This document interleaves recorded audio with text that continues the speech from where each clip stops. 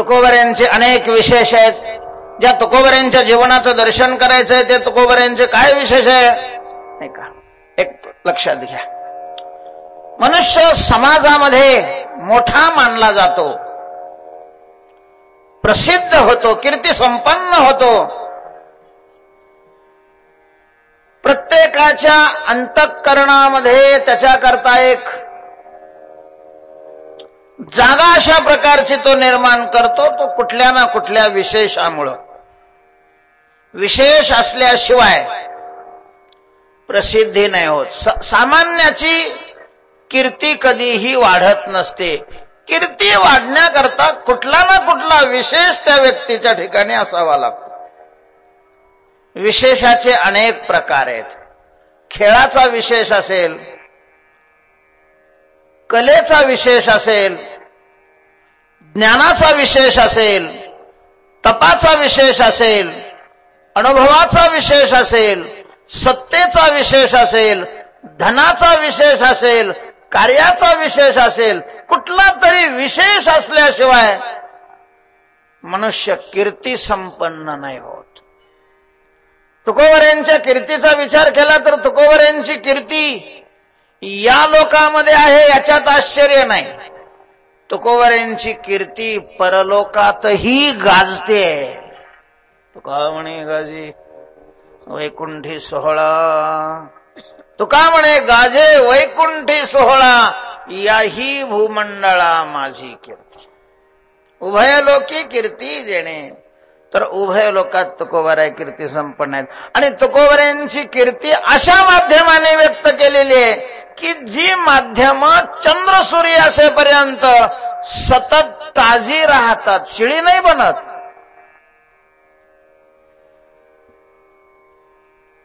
प्रसिद्धीची माध्यम आहेत, पण काही माध्यम असे असतात की ती दुसऱ्या दिवशी शिळी होऊन जातात. का हो? पेपर आहे हो, पण कालचा आहे, नको. कालचा नको, तो कालचा काय झाला, आता शिळा झाला. आजचा आहे का, नूतन पाहिजे, नूतन. पण अशी काही माध्यम आहेत महाराज प्रसिद्धीची की ती कधी शिळी होतच नाहीत. वेदशास्त्रादी हे जे वाङ्मय आहे हे कधीही शिळ होत नाही. त्या वेदशास्त्रामध्ये, पुराणामध्ये या संतांचा महिमा गायलेला. वैष्णवांची कीर्ती गायली पुराणी. काय विशेष आहे त्यांच्या ठिकाणी? तुकोबऱ्यांचे जे अनेक विशेष आहे, एका विशेषाचं आज चिंतन करू. काय एवढा सगळा समाज, एवढं जग तुकोबऱ्यांच्याकडे खेचलं जात आहे, आकर्षित होत आहे. तुकोबऱ्यांना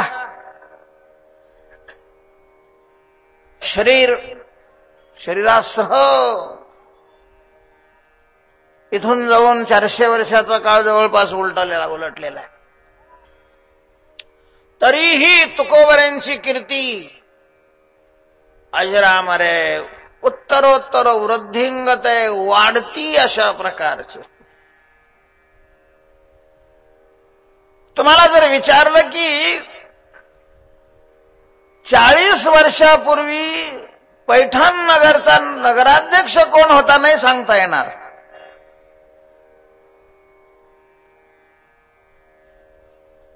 पैठणचं नगराध्यक्षाचं जाऊ द्या, आपल्या खापर पंजोबाचं नाव सांगा म्हणून जर एखाद्याला पटदिशी विचारलं, खापर पंजोबा. खापर पंजोबा म्हणजे आपला वडील पहिली 2री पिढी, आजा 3री पिढी, पंजा 4थी पिढी, आणि खापर पंजा म्हणजे 5वी पिढी. 5व्या पिढीच्या पुरुषाचं नाव काय असं विचारलं तर आपल्याच 5व्या पिढीच्या व्यक्तीचं नाव आपल्याला सांगता येणार नाही.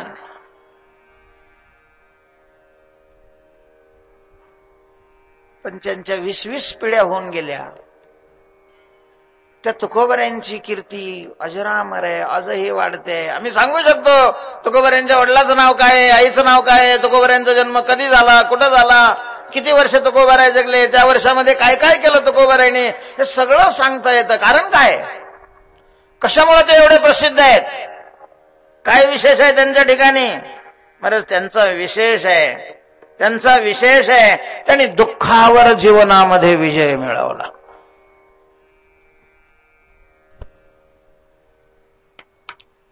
काय विशेष आहे तुकोबारांचा? तुकोबारांनी जीवनातल्या दुःखावर विजय मिळवला. अर्थात दुःख नामशेष केलं, कारणासह दुःख नष्ट केलं जिवंत असताना.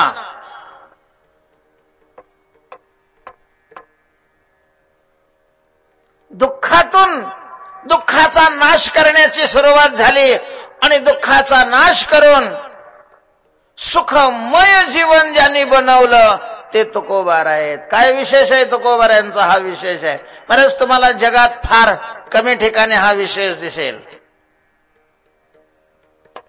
कलाकार जगात खूप आहेत, श्रीमंत जगात खूप आहेत, सत्ताधारी हे जगात कमी नाहीत, विद्वानाचीही रेलचेल आहे, सगळं काही आहे. पण दुःखावर विजय ज्याने मिळवलेला आहे, जीवनातलं दुःख संपवलंय, अशी माणसं शोधूनही सापडणार नाहीत, शोधून सापडणार नाहीत.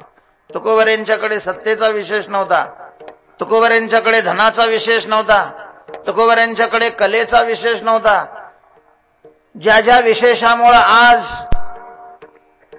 समाजात अनेक व्यक्ती मोठ्या बनतात, त्या विशेषापैकी तुकोबारांच्याकडे कुठलाही विशेष नव्हता. पण तुकोबारांच्याकडे जो विशेष होता तो आज समाजात कोणाकडेही आपल्याला सापडणार नाही, तो विशेष तुकोबारांच्याकडे होता.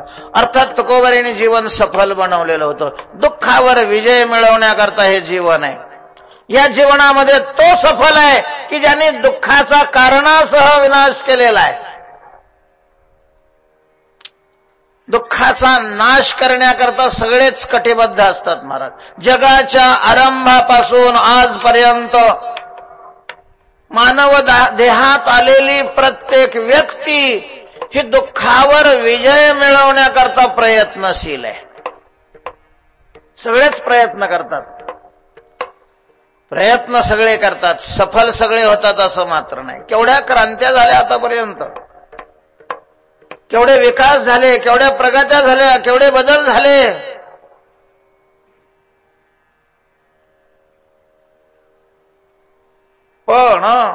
पण दुर्दैवाने हे आपल्याला कबूल करावं लागतं की दुःखावर विजय नाही मिळवू शकलो. ज्याच्यामुळं दुःख होत आहे ती कारणं हटवली माणसाने, पण तरीही दुःख मात्र आपल्या समोरून बाजूला व्हायला तयार नाही. थोडासा बारीक विचार केला आपण, थोडा पूर्वीचा काळ पाहिला, अगदी फार पूर्वीचाही नाही, 72च्या पूर्वीचा काळ पाहिला आणि आजचा काळ पाहिला, कितीतरी बदल झाला महाराज, कितीतरी बदल झालेला आहे. त्यावेळेला माणसाला सामान्य जीवन जगायचं असलं तरी कितीतरी दुःखाला सामोरं जावं लागत होतं, कितीतरी क्लेश सहन करावे लागत होते. अंगभर कपडा नेसायला नव्हता, राहायला व्यवस्थित घरं नव्हती, खायला अन्न नव्हतं. मूळ ज्या शरीराच्या 3 गरजा आहेत, अन्न, वस्त्र आणि निवारा, या तिन्ही गरजाही त्या काळामध्ये परिपूर्ण माणसं करू शकत नव्हते. आठवतंय मला अजून तो काळ, लहान असताना अंगावर कपडे सगळ्यांच्या अंगावर नसायचे. अशी माणसं बनेलावरच बहुतेक राहायची. 4-2 घरात एखादा असा पूर्ण बाह्याचा शर्ट असायचा. पोलिसाला चड्ड्या नव्हत्या, सगळ्या पुरी पूर्ण आपल्या चड्ड्यावर पोलिस फिरायचे. कुठं गावाला जायचं असलं तर तो शर्ट मागून न्यायचा आणि जायचे गावाला माणसं पहिले. इतका कपड्याचा अभाव होता महाराज. आज काय परिस्थिती आहे, रेलचेल आहे कपड्याचे. एखाद्याच्या घरी गेलं आणि त्यानं कपाट उघडलं तर माणसाला संशय येतो, आपण घरी आलोय का कापड दुकानात आलोय. म्हणजे याच्या घरात कापड दुकान आहे का कापड दुकानात यांचं घर आहे. एवढे कपडे, सहज विचारलं का हो कापड दुकान नाही, हो आपले घरचे लेणाराचे कपडे. एवढे महाराज, एवढे कपडे झाले आता प्रत्येकाकडं. विनोदाने म्हणावं लागतं की शेवट सरपण नसलं तरी काही अडचण नाही राहणार.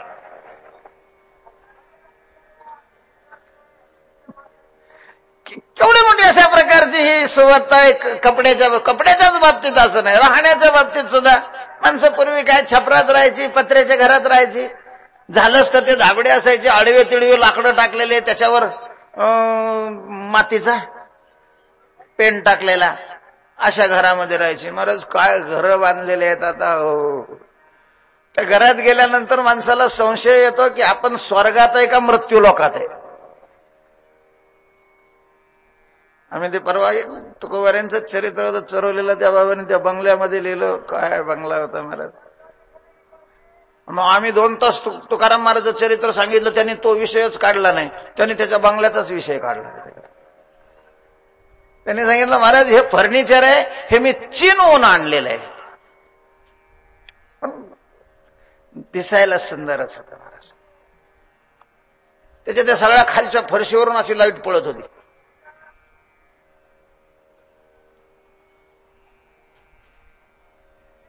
निवाऱ्यामध्ये विकास झाला, आहारामध्ये काही अडचण नाहीये. पूर्वी माणसं सणाला गहू खायचे, फोडणीला तेल सुद्धा नसायचं, अगदी साधं जेवण करायचे पूर्वी. आज एखाद्या दिवशी जर गोड नसलं तर लक्षात येतं आज सण तर नाही.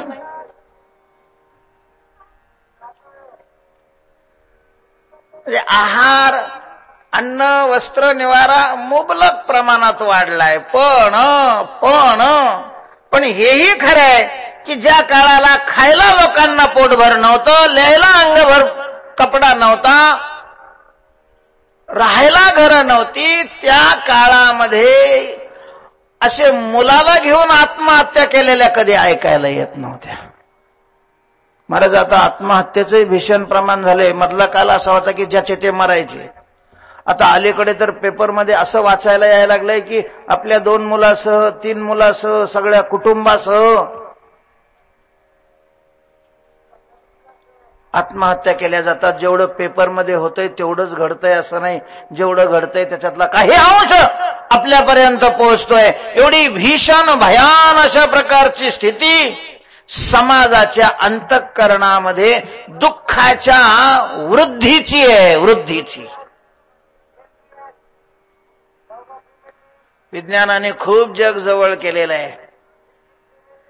अमेरिकेत काय घडतंय, चंद्रावर काय आहे, मंगळावर काय आहे, ते इथं पासून लगेच बघायला मिळतंय. पण महाराज घरातले घर किती लांब झालेले आहेत. भावाला भाऊ, मुलाला बाप, बापाला मुलं, सासूला सुना, सुनेला सासवा, अक्षरशः जीवनातून उठवू लागलेले आहेत. माणसाची अंतःकरण ही दगडासारखी झालेली आहेत. जीवनाचा आनंद संपवून बसलेला आहे समाज कित्येक. ही भीषण परिस्थिती आज माणसाच्या वाटायला आलेली आहे. कुठं दुःखावर विजय राहिला, कुठं दुःख गेलेलं आहे, कशाचं दुःख गेलेलं आहे. असंतुष्ट समाज आहे, असमाधानी आहे, अप्रसन्न आहे. अशा या जगामध्ये ते तुकोबार आहेत की ज्यांनी जीवनातल्या दुःखावर विजय मिळवलेला आहे. तुकोबाराय म्हणतात दुःख कसं असतं हे आम्हाला जागृती तर नाहीच, पण स्वप्नातही माहीत नाही.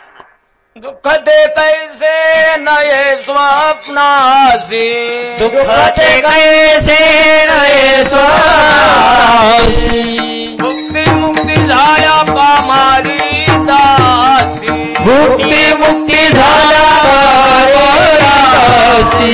त्याचे वर्म तू आम्हापाशी सुख राहिला शिके माझिया, त्याचे वर्म तू आम्हापाशी सुख राहिला शिके त्याचे वर्म तू आम्हापाशी सुख राहिला प्रेमाचिया, त्याचे वर्म तू आम्हापाशी सुख राहिला प्रेमाचिया.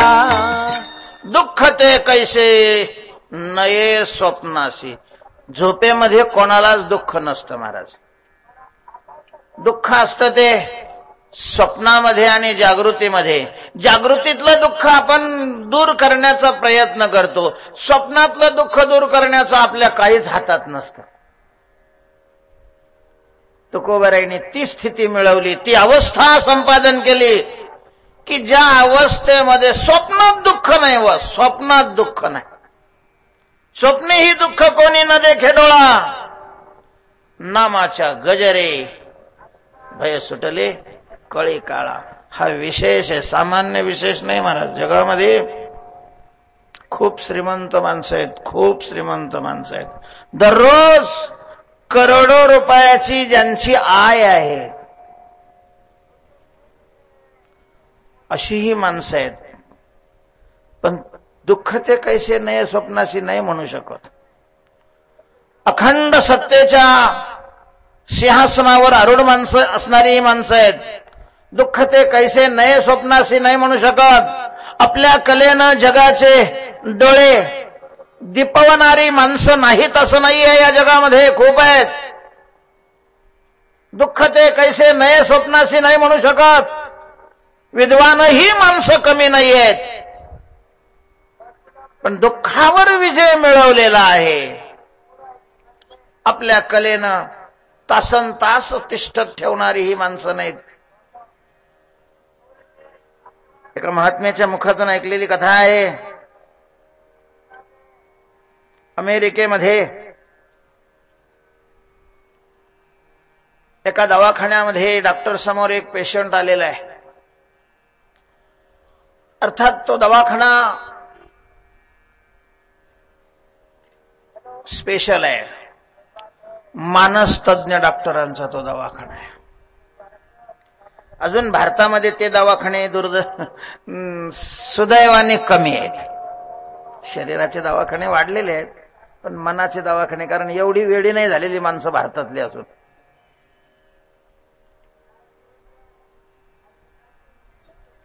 डॉक्टरांनी त्यांच्याकडे पाहिलेलं आहे, विचारलेलं आहे, बोला काय प्रॉब्लेम आहे तुमचा, काय त्रास होतोय तुम्हाला.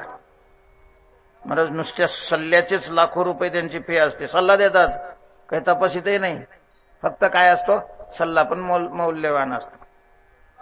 त्यांनी सांगितलं की डॉक्टर साहेब, माझं चित्त सतत बेचैन असतं, बेचैन. मला पैशाची कमी नाहीये, लोळतोय पैशावर मी.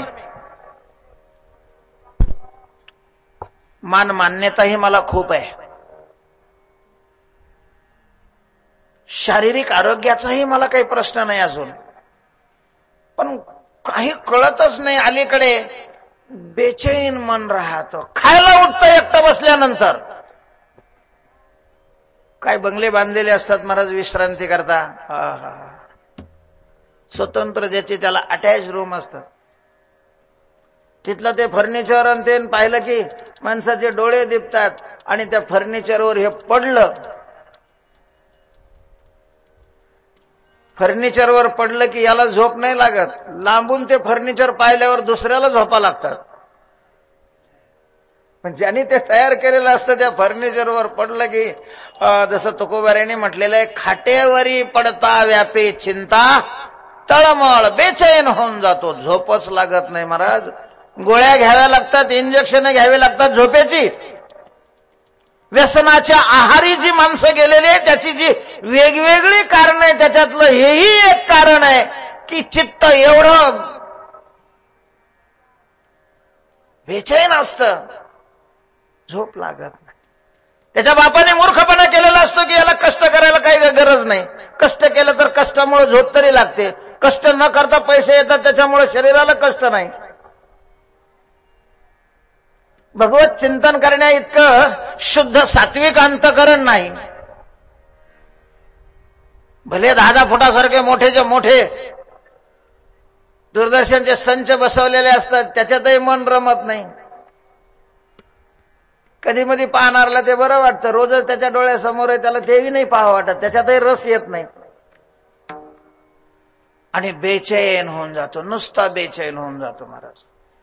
कितीतरी समाज आहे, आपण जर शोध केला तर भारतात सुद्धा किमान 25% तरी असा समाज आहे त्याला कसलीच बाकीची अडचण नाही, फक्त बेचैनीची अडचण आहे.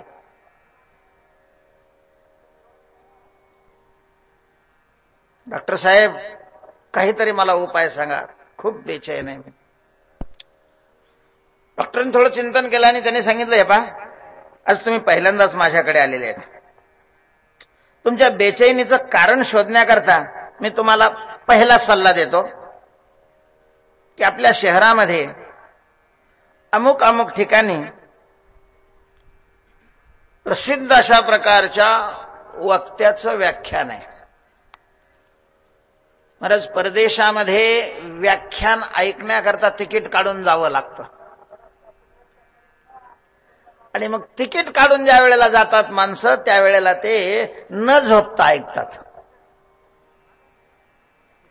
हे तितकंच खरं आहे की जेवढं सहज उपलब्ध होतं तेवढी त्याची किंमत कमी राहते, तेवढी कमी राहते. बाहेरच्या प्रांतातले कार्यक्रम मोठे का होतात? ते पैसे जास्त लागतात तर त्याची किंमत जास्त वाटते. मग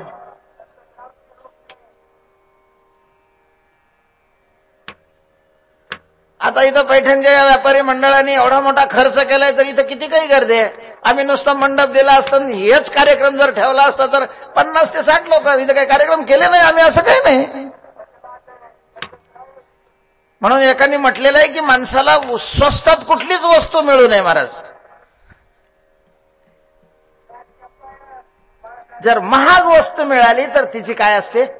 किंमत वाटते, किंमत. महाराज, साधू संतांनी हे फारच स्वस्त केलंय आपल्या महाराष्ट्रातल्या. त्यांचा तो मोठेपणा आहे, त्यांची ती दया आहे, पण लोकाला त्याची किंमत नाही वाटत. त्याला काय करणार आहे? मी दृष्टांत सांगत होतो. अर्थात त्या डॉक्टरने त्यांच्याकडून फी घेतली आणि सांगितलं की या माणसाचं व्याख्यान 8 दिवस आपल्या इथं आहे शहरामध्ये, तुम्ही त्या व्याख्यानाला जा.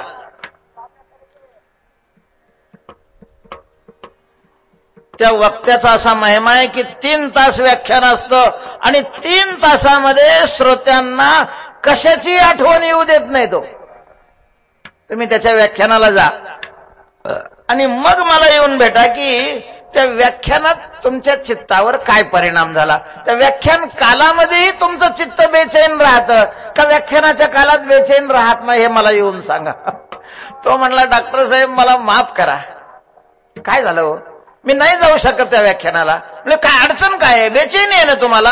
हो, पण म्हटलं त्या व्याख्यानाचा मला काही उपयोग होत नाही. अहो तुम्ही जाऊन तरी पहा. तो म्हणला, तो व्याख्यान करणारच मी आहे.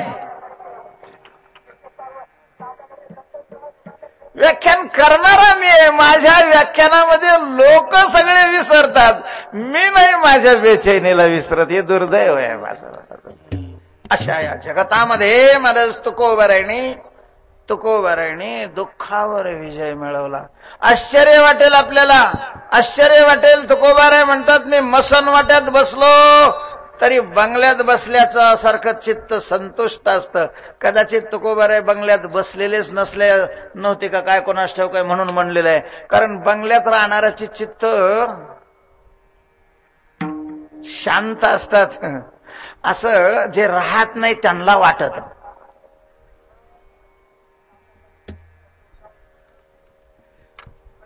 स्मशानीचा आम्हा न्याहालीचे सुख महाराज त्यांच्या घरी काहीच नव्हतं.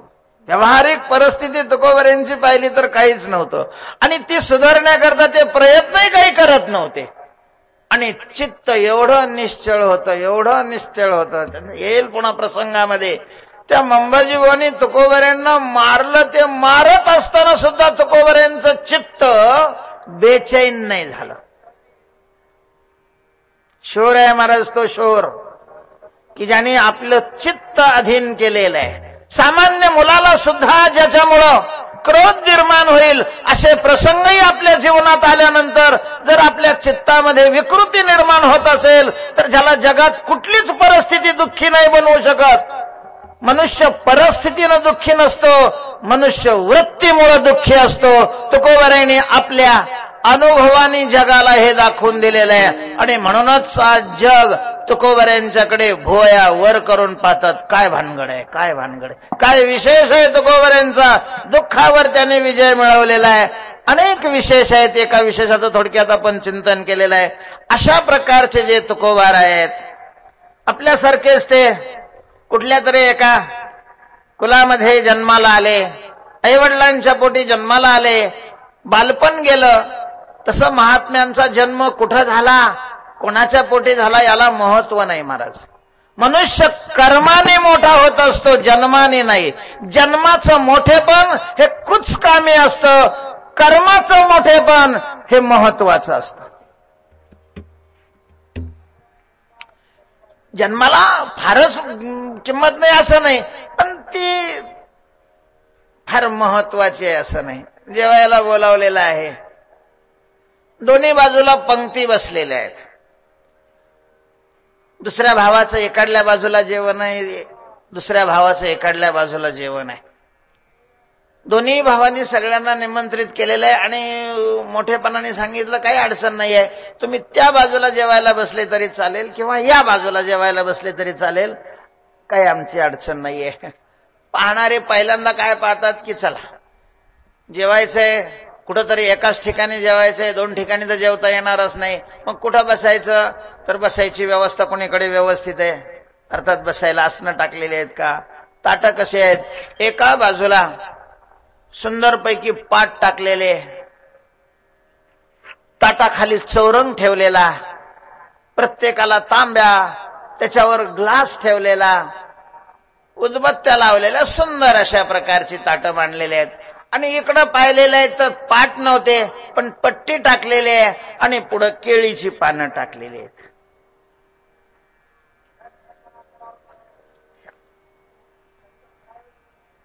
पहिली पसंती कशाला देईल मनुष्य? ताट आहेत, पाट आहे त्याला. काही लगेच जाऊन बसले, काहींनी सांगितलं थांबा थोडं. पात्र वाढायला सुरुवात केलेली आहे. केळीची पानं जिकडं होती तिकडं पहिल्यांदा मीठ वाढलं, भाजी वाढलेली आहे. नंतर पुन्हा द्रोण आलेले आहेत आणि द्रोणामध्ये बासुंदी आहे. दुसरा द्रोण आलाय, श्रीखंड आहे. नंतर लाल अशा प्रकारची पिवळी वेड्यातली जिलेबी आलेली आहे, लाडू आलेले आहेत. अर्थात केळीचं पान आहे, पण श्री बालाजीचा काय आहे, बेत आहे त्याच्यावर. इकडं वास यायला लागलेला आहे. इकडं पाहिलं चौरंग आहेत, चौरंगाच्या पुढं उदबत्त्याचा वास आहे. पण ताटात पाहिलं तर हायब्रिडची भाकर आहे. हायब्रिडची भाकर आहे आणि हायब्रिडच्याच पिठाचं काय केलेलं आहे, बेसन पिठलं केलेलं आहे आणि ते वाढलेलं आहे. कोणतं पसंत कराल तुम्ही? केळीचं पान का स्टीलचं ताट? पानाच्या दृष्टीनं ते ताट चांगलं आहे, चौरंग आहे, सगळे, पण चौरंग खायचा नाही, ताटही खायचं नाही. जे खायचंय ते तर साधं आहे. इकडं केळीचं पान आहे, केळीचं पानही खायचं नाही, पण त्याच्यावर पंचपक्वान नाही. महाराज तसंच आहे, कुल श्रेष्ठ आहे, कुल श्रेष्ठ आहे, पण आचार कनिष्ठ आहे. एकीकडे कुल कनिष्ठ आहे, आचार श्रेष्ठ आहे. चार प्रकार पडतात. काहींचं कुलही कनिष्ठ असतं, आचारही कनिष्ठ असतो. काहींचं कुल कनिष्ठ, कुलही श्रेष्ठ असतं, आचारही श्रेष्ठ असतो. पण काहींचं कुल श्रेष्ठ आहे, आचार कनिष्ठ आहे. काहींचं कुल कनिष्ठ आहे, आचार श्रेष्ठ आहे. चार विभागामध्ये माणसं मोडली जातात. काहींचं कुलही कनिष्ठ असतं, आचारही काय आहे, कनिष्ठ आहे. आदिवासी आहे, काय करतो, वाटमाऱ्या करतोय. येणाऱ्याजवळ काही आहे की नाही हे पाहत नाही, पहिले कुराट टाकतो आणि मग खिसे तपासतो. वाल्या कोळ्याची परंपरा चालवतोय. कुलही कनिष्ठ आहे आणि आचारही, कर्मही काय आहे, कनिष्ठ आहे. कुलही श्रेष्ठ आहे, ब्राह्मण कुल आहे. आणि नाथ महाराजासारखा आहे, भगवत भक्तीचा आचार आहे. कुलही श्रेष्ठ आहे, आचारही श्रेष्ठ आहे. दुसरा प्रकार आहे. तिसरा प्रकार आहे, कुल श्रेष्ठ आहे, कुल चांगलं आहे, उच्च अशा प्रकारचं कुल आहे, पण आचार काय आहे, खिसे कापितो, लोकाला लोबाडतो, लोकांचं रक्त ढेकण्यासारखं शोषण करतो. जगाला दुःख देण्यामध्ये आनंद वाटत असेल तर नुसतं कुलश्रेष्ठ असून काय उपयोग आहे. चौथा वर्ग आहे, कुल कनिष्ठ आहे, पण आचार श्रेष्ठ आहे. ऐका, आपल्या कर्माने कुल मिळतं हा भाग वेगळा, पण तरीही कुल मिळणं हे आपल्या हातामध्ये नाहीये, आचार करणं हे आपल्या हातामध्ये. आपण कुठं जन्माला येतो हे आपल्या हातात नाहीये, पण जन्माला आल्यानंतर आपण काय करायचं हे आपल्या हातात आहे. तेव्हा महत्वाच्या दृष्टीनं, सुखदुःखाच्या दृष्टीनं, जीवन साफल्याच्या दृष्टीनं कुल महत्वाचं नाही, आचार महत्वाचा आहे. आचार